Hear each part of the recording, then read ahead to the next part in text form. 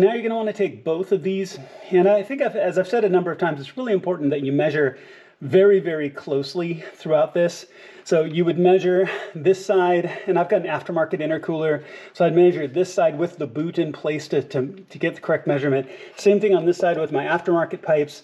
I'd be measuring not the pipe, but the boot, where the actual band itself will tighten down. Now I'm using a 2-inch on the pipes side and a 2 1/4 on the intercooler side.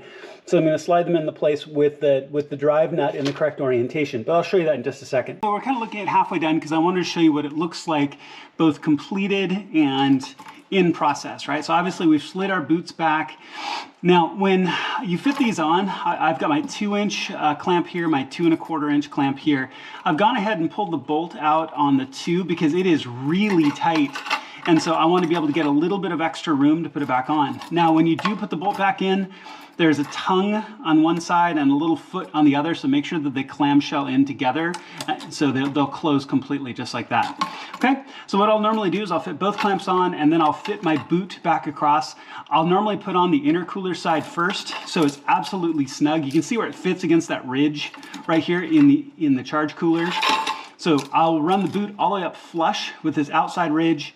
I'll slide this up and put it into place. Now I've also oriented them with the bolts down because I can get to them just as easily that way. Plus I make sure that the bolts are down and flush and out of the way. So slide the boot back into place, put the charge cooler side on first, and then go ahead and slide up the charge pipe side, get it secure into place.